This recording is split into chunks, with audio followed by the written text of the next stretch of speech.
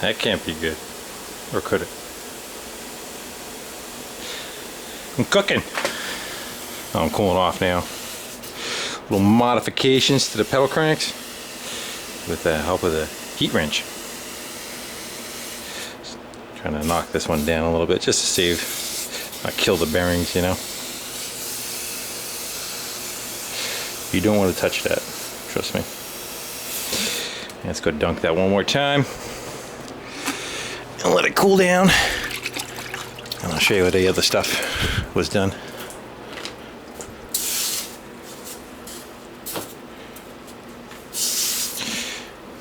You know, one-handed sucks. There we go.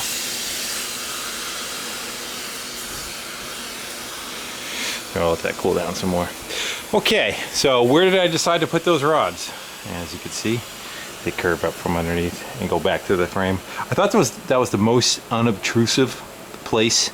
Every place else kind of looked a little busy for me, so that's why I kind of wanted to leave that open. If I start filling all that area in, it's going to look a lot like not a chopper anymore, you know. So that's why I went down there. After that was I ended up taking some more of the pulley off. When I watched the video back of the speed, it was cooking pretty good, but I'm afraid that I'm going to lose it on the bottom end. So I figure I'd knocked off another 1/4 inch off of that, which is probably, if you took a tape measure around it, probably about 1 inch worth of every time it goes around that I took off, roughly something like that. So that changed that gear ratio quite a bit. The more I change that one, makes much more of a difference than, you know, changing this one. So, and that one's kind of hard to change anyway. So as you can see, that's what I did with that. After that was done, that allowed me actually to kind of push the tire a little bit more back.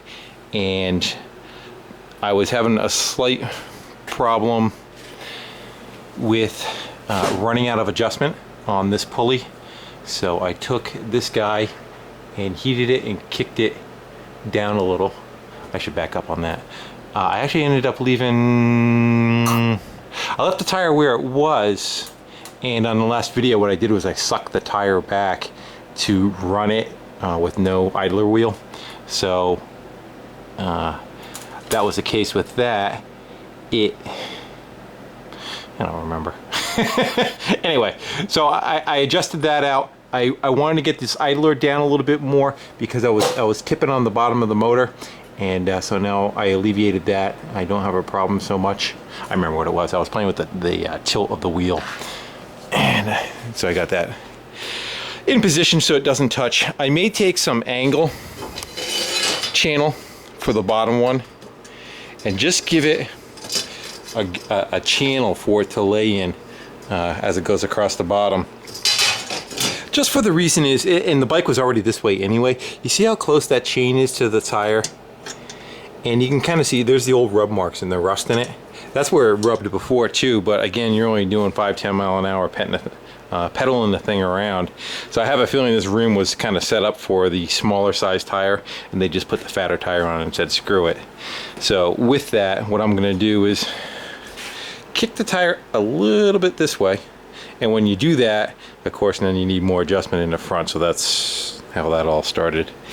And so if I lay a track in the bottom, I figure it would guide it right. It won't have the capacity to bounce around and get sucked into the tire. Let's put it like that. What else? There's a crank that you can see that's already bent. And the idea of this was a couple of things. One, so your leg isn't traveling so far. And the other is it gives me a little bit more clearance on the bottom. I had about 4 inches, something like that. That probably knocked it up to about 5 inches now, which is plenty. That's not going to hit now. And plus it looks different, you know. I kicked it on an angle and then on an angle, so they still oppose each other. It doesn't make any difference as far as the characteristics of your pedaling. It's just that you're doing a smaller circle on it now, that's all. And I also kicked them out both just a little bit because of the width of the motor. But when you're sitting on it and pedaling it, it's fine. You're not, you can see the amount right there. it's everything kind of lines up pretty good from the seat to when you're sitting on the bike. You're almost extended. Well, I'm almost extended pedaling it with kind of a flat foot. Seats mounted. Is it just sitting on there? I think it's screwed in. I ended up taking. Should I put you down? Yeah, let me put you down for 1 second. See if I can wheel this thing up without it falling apart on me. Gotta leave it like that. Basically, I just took the original seat post. Let me pop the light on. I just took the original seat post and ran that back down into the frame, cut the top off, cut this seat post off. It runs through the top of this plate, and then I welded it from the top side, and then I also took this plate and bent the whole thing back so it sucks right down onto the frame. I'm not going to do it again, but that sits right down on the frame. Looks good. All right, exhaust. Now that I got everything kind of in place, I want to try to figure out how to get my exhaust wrapped around. Why is that light always in my eyeballs? Let's try this. Yeah, right here is the curve. I was trying to maintain, you know, about 3/4 of an inch to an inch away from this pulley, so I'm not baking the belt. But unfortunately, they have the exhaust so close to the pulley setup. You know, normally they kind of kick out the top of the head, not the side like this. But on the snowblower, it probably was the correct application. So got to work with what you got. So as you can see, this is the original part of the manifold that came out. I cut it. It was actually square, so I kind of hammered it so it made like a round circle from the 1/2 inch sticking out of the manifold. Did the same with this one, then changed the angle of it, and as you see, try to make the bend going around. This is part of the frame that came off of the back. I just used that part of the bend. This is a set of handlebars that came off of it, and of course that you can tell is a baseball bat going off to the rear. So the baseball bat I filled with sand, and I capped the end of it and then put it on the pipe bender and bent it. Unfortunately, I overstepped my luck and I cracked it. I could probably use it the way it is, but a friend of mine may have some other bats, and now that it's already mocked up, I'll just try to make another one. It'd be nice to have one that has like Wilson or whatever they say on the side of them, on the side of it, so you'd know, not that you wouldn't know it's a bat, but kind of stand out a little bit more. Am I missing anything else? Take that rag off by now. All right. So that's kind of the knee that it has now. That light keeps getting me, huh? Now they have like little knees.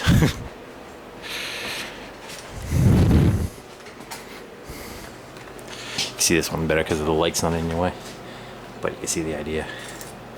You know, how much height it's going to have on the base of the figure. That's I say it's going to be about 5 inches when it's all the way down. So headlight, I'm playing around with some ideas. This is an old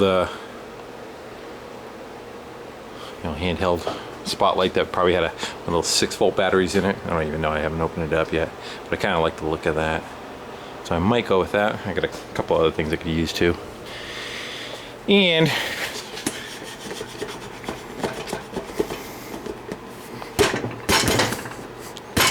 something like that. And then I was thinking rear fender, possibly one of these guys, and up about right there. It actually follows the profile of the tire pretty good. You can see that. So something like that.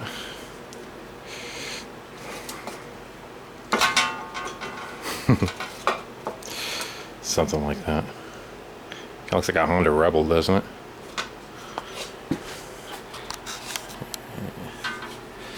Yeah, just like that. So we'll see. Again, it's open to change at any time. I took the idler pulley that originally came on it, and this bolt right here. Damn light. I'm gonna take the bulb out of there. This is a shoulder bolt, so it's bottomed all the way out. on the inside, and the lever still has some play in it, so the lever can go and move. And what I'll do is I'll put another nut right behind that, and I'll just lock that right in place. And that's using the four bolts on the motor, and I figure that's a pretty good location to do it from, because whatever happens to them, they're going to follow each other, you know. And I do not know yet. Right now, it's just a spring on it, holding it in the position for the mock-up.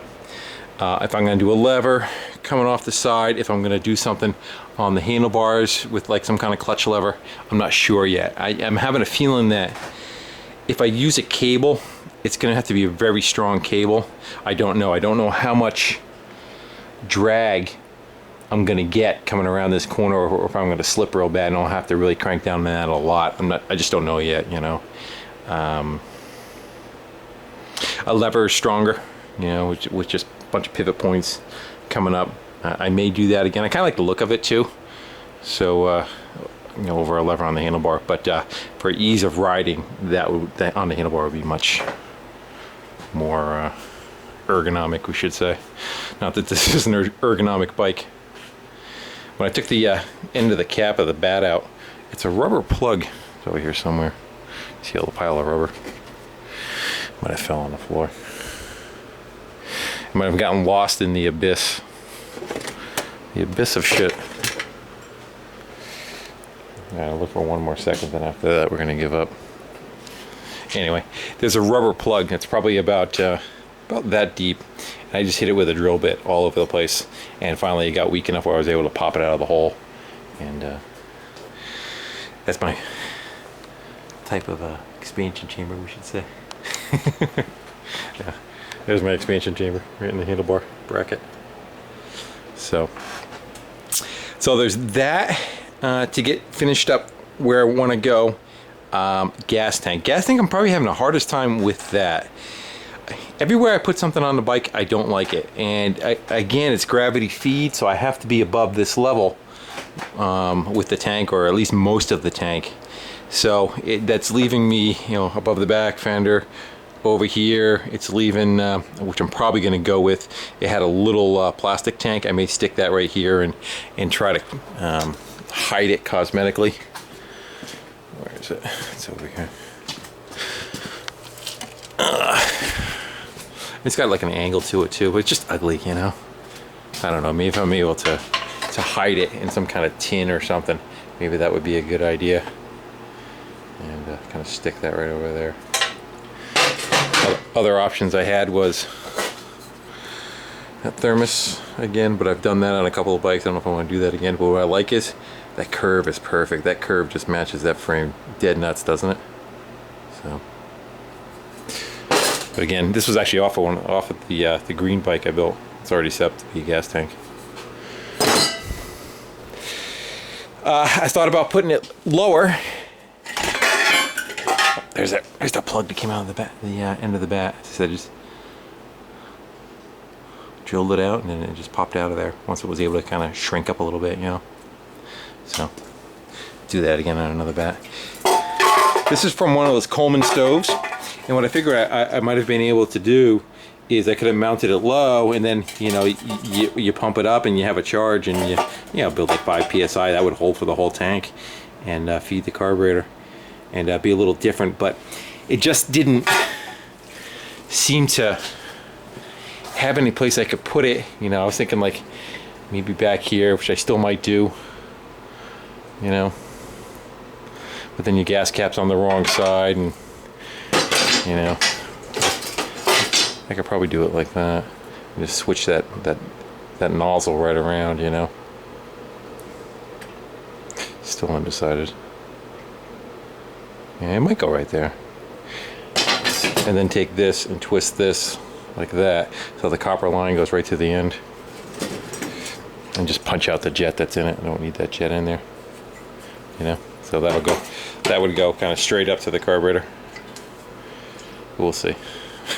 Make a nice chain guard, right? So that's a possibility. And the only other thing I came up with, it was this is off of that. Remember that little 2-stroke I did the cold start on? This is the gas tank that was on that old one. Yeah, I was thinking of making it like a saddlebag on the back something like that. But again, the only thing I don't like about that, I don't like hiding the wheel so much, but I just don't know. Those are the kind of things you need to sleep on and ponder just a little bit. Let me back away from the bike. Try to. I got so much garbage spread around. Ugh. All right. So that's kind of how it's coming out. Colors, I don't know. I don't really care about that yet. I just worry about getting all the bits and pieces to where they need to go, and then the color you can kind of draw in with your eyeball later. I actually kind of like the look of that red and the black that's in it now. Should just clear coat it. May or may not do a front fender. I got an idea for a front fender that might be pretty cool. I don't know if I want to do it or not though. Actually, a couple of ideas, and one involved cables and pulleys, but we'll leave it at that for now. That may or may not happen. So, it seems pretty comfortable. Yeah, from sitting on it. Let me pop you right here. I'll hop up on it and show you. Is that good enough, or am I? Hold on 1 second. I'll put a wrench under your ass. You feel it? Alright. See if I can smash everything off the bench trying to hop up on it. Yeah.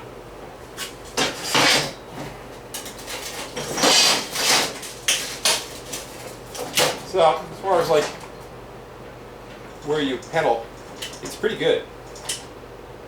It doesn't seem like really much is in the way. You might rub against this cover on the pull start just a little bit, but if you leave your foot centered and not like this, you're fine. Seems to be fine. And the handlebars are comfortable where they are. I don't know if I like the look of them, but they are comfortable where they are. Again, that's stuff I can always swap out later and play with, and you can heat them up and bend them where you want to. Well, it's looking pretty good. I'm happy with it. Might do something for a chain guard too on this side, and possibly get belt guard. Your feet are pretty far forward though, so I'm not really that afraid of getting like sucked into it or anything. But I might just do a chain guard, a belt guard rather, on it. Try to get the light out of you. Do a belt guard on it, and it'll act as a belt guard and like a heat shield maybe, you know, and just kind of maybe just cover this area or something, and then the rest of it would be fine. So again, we'll see. And then I gotta start doing gussets on everything and start beefing everything up, you know. I want to probably do like a little bird's mouth there, one there. I'll do the same here, here. Just kind of spread that energy out. I want to slice it here and here. Tap this in. I'll weld this solid all the way down. Again, with the frame in the back, same thing. Gussets all over the place. I cut the one out of the back already, the original one that was there. Put another one back in. Up here. But there's no sense doing any of that until you get all the pieces where it needs to go, because you weld them up solid, you end up cutting them apart. Right now, everything I put in place pretty much stayed there. Nothing, I didn't have to move anything. But if I welded it up solid, you know that would have happened. All right, guys. Well, I'm going to shut her down. Again, thanks for watching, comment, subscribing, and taking a little journey with me playing with some toys. Take care.